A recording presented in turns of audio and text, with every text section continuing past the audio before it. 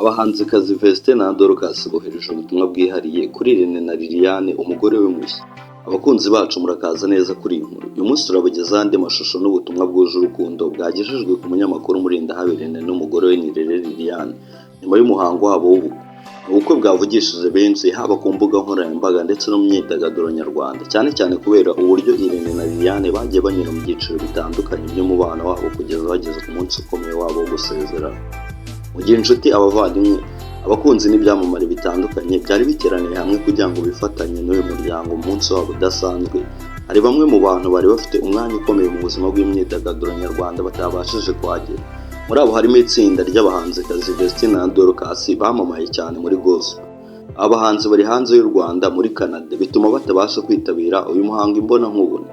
Ariko nubwo intera ndende ari iri hagati yabo, ntibyababujije kutagira uruhare mu kwishimira ibyishimo bya Irene ndetse na Liliane umugore bari gukora ubukwe. Ahubwo bohereje ubutumwa bifuriza urugo rwiza, amahoro n'umugisha mu rugendo rwabo rushya batangiye. Ibi byongeye kugaragaza ko rimwe na rimwe kuba kure y'umuntu bidashoboka, ahubwo ushobora no kumwereka ko umushyigikiye, kabone n'ubwo utaba uhari ukamwereka ko ibyishimo bye kandi nawe bizirikana. Kuri Irene na Liliane, ubutumwa bw'abahanzikazi Vestine na Dorcas bwaje nk'ubundi buryo bundi bwo kubereka ko batari bonyine kandi ku munsi wabo bifatanije. Imitima yabo iri mu byishimo kandi nezerewe kuba bombi hari icyo bagezeho kidasanzwe nko kubana n'umugabo n'umugore. Ese ni iki cyatumye bataboneka muri ubu bukwe? Nk'uko ubutumwa bwatanzwe bigaragaza, abo bahanzi bari mu gihugu cya Canada. Kuri bo rero bari hanze y'igihugu, nibyo byatumye batabasha kuboneka muri uyu muhango urukomeye cyane ku mateka ya Irene ndetse na Liliane bari gusezerana. Abakurikirana hafi Vestine na Dorcas ndetse n'abo bahanzikazi bavuga ko abakobwa bamaze igihe bakora ibikorwa bitandukanye hanze y'u Rwanda, ndetse bakaba bazanakomeza ibikorwa byabo bya muzika. Bityo kuba batagaragaye mu bukwe ntabwo byahise bisobanura ko batari bafite ubushake bwo kubitabira, ahubwo bakoze ibishoboka kugira ngo ubutumwa bwabo bugere ku bashyingiranywe. Irene na Liliane bari mu bihe bidasanzwe. Umuhango wo gusezerana kwa Murindahabi Irene na Liliane wabaye umwe mu minsi yagiye ikurura amaso y'abakurikirana hafi imyidagaduro nyarwanda. Kuva ku gusaba gukwa kugeza ku yindi mihango yindi yakurikiyeho, amashusho yagiye akwirakwira ku mbuga nkoranyambaga. Ibyishimo, amarangamutima n'uburyo inshuti zabo zabashyigikiye byatumye ubukwe bwabo bukomeza kuvugwa cyane. Umunsi nk'uyu abantu benshi baba bifuza ko inshuti ndetse n'abavandimwe babo ndetse n'abandi bahanzi bandi bakorana basanzwe bafite isano n'umubano mwiza bose baboneka. Ariko hari igihe intera, akazi cyangwa se izindi mpamvu zituma umuntu atabasha kuhagera. Niyo mpamvu ubutumwa bwa Vestine na Dorcas ndetse n'abandi bahanzikazi bushobora gufatwa nk'uburyo bwo kwifatanya n'abageni, kabone n'ubwo batari bahari imbonankubone. Ubutumwa bwabo se busobanuye?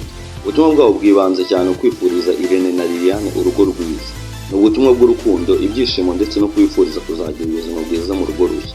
Iyo umuntu atabashije kujya mu bukwe bw'inshuti cyangwa se bafitanye umubano, ubutumwa bwo kumwifuriza ibihe byiza bushobora kuba ingenzi cyane.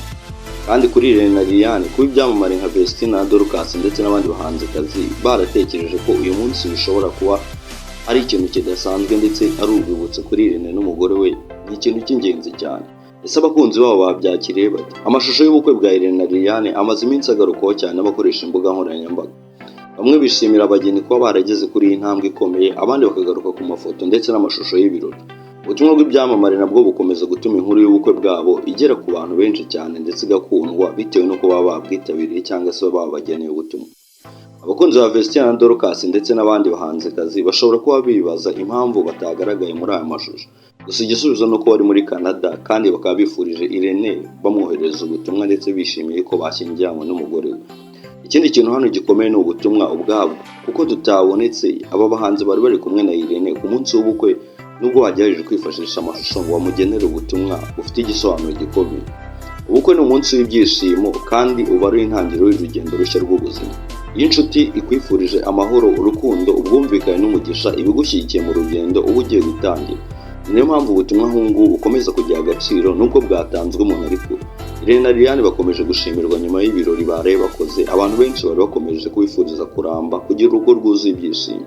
Kandi nk'uko bisanzwe bigenda ku bandi bantu bandi bakunzwe, buri kintu cyabo gikomeza gukurikiranwa n'abafana ndetse n'abakunzi b'imyidagaduro.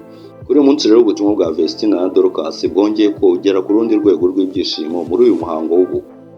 Bari muri Canada, bari kure, ariko ubutumwa bwabo bwageze ku bashyingiranywe.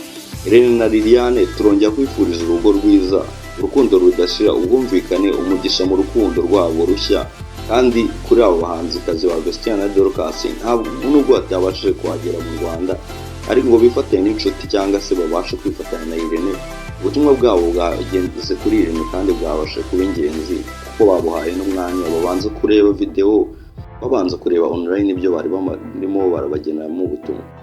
Niba ukunda inkuru z'imyidagaduro nyarwanda mukomeze kudukurikira ku makuru mashya, amashusho y'ibyamamare ndetse n'ibindi bikomeye bibera mu Rwanda no hanze yarwo. Ese bwebwe mubona ubutumwa bw'aba bahanzikazi Vestine na Dorcas kuri Irene bisobanuye iki? Mwandike ibitekerezo muri comment, mukande na like, musangize n'iyi nkuru, kandi niba mutarakora subscribe kuri uyu muyoboro muyikore kugira ngo mujye mubasha kubona amakuru mashya kandi agezweho.